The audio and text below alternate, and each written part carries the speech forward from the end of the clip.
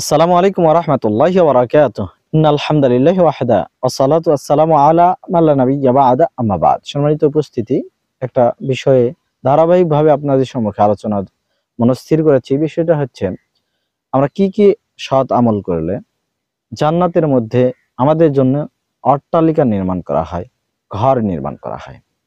হাদিস এবং কোরআনের আয়াত বিভিন্নভাবে আমরা উপস্থাপন করব। এখানে জান্নাতের ভিতরে প্রাসাদের আরবি অনেক সময় আসবে গরফাতুন, অনেক সময় বাইতুন দ্বারা বোঝানো হবে, অনেক সময় প্রাসাদ বোঝাতে আরবি কাসরুন বোঝানো হবে। সম্মানিত উপস্থিতি, আমরা আজকে প্রথম পর্বে আলোচনা করব মহান আল্লাহ তাআলা কোন শ্রেণীর ব্যক্তিদেরকে জান্নাতের ভিতরে একটা অট্টালিকা দান করবেন। কোরআনুল কারীম খুলুন সূরা জুমার 39 নম্বর সূরার 20 নম্বর আয়াত। তাকওয়া অবলম্বন করলে মুত্তাকিদের জন্য আল্লাহ তাআলা জান্নাতের ভিতরে প্রাসাদ, গৃহ, ঘর নির্মাণ করে রেখেছেন। সুবহানাল্লাহ।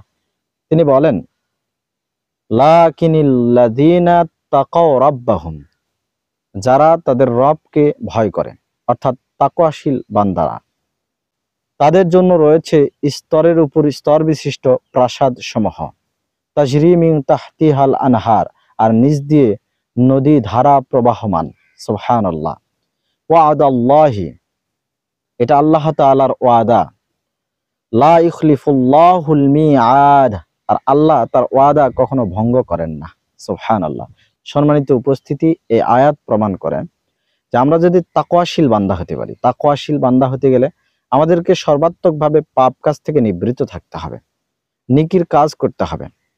সাহাবীরা এভাবে বুঝতেন, কাঁটাযুক্ত রাস্তায় খুব জড়সড় হয়ে নিজেকে গুটিয়ে নিয়ে যেন কাঁটা আমার কাপড় ছিঁড়ে না ফেলে, এভাবে সতর্ক সাবধানী অবস্থায় যেমন আমরা পথ অতিক্রম করি, একজন মুত্তাকি এই দুনিয়ার পঙ্কিলতাকে বর্জন করে নিজেকে পাক সাফ রেখে সামনে অগ্রসর হবে।